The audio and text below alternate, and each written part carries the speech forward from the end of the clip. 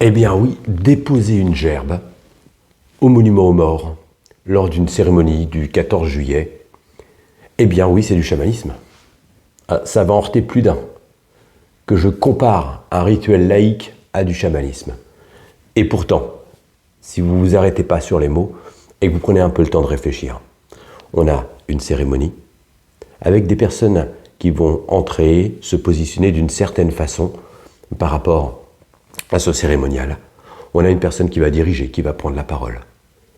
On va avoir un moment de silence, de temps de recueillement. Qu'est-ce qu'on va aller faire? On va connecter notre esprit à celui de ceux qui sont disparus. Nous allons honorer leur mémoire.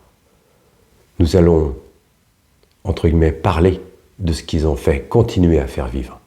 Eh bien, qu'est-ce qu'on fait dans le chamanisme? Et il y aura la musique. Il y aura les cuivres qui sont là pour aller jouer un temps de musique. Eh bien, en chamanisme, quand on se réunit en cercle,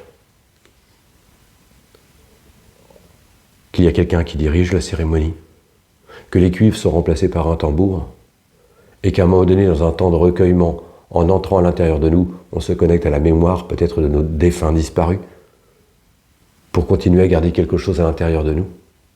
Est-ce qu'on n'est pas en train de faire simplement la même chose?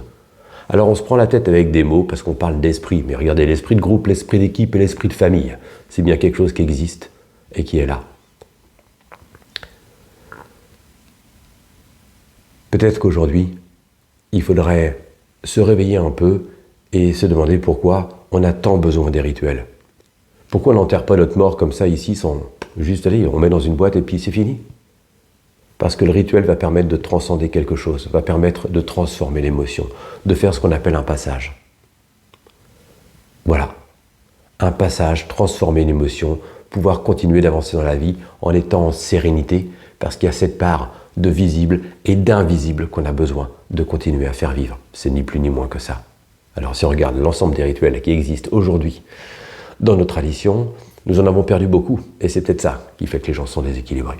Alors remettre un peu de rituel, un peu de moments ensemble, à rassembler les cœurs, est-ce que c'est pas ce que nous avons à faire aujourd'hui pour vivre un peu plus apaisé dans notre vie?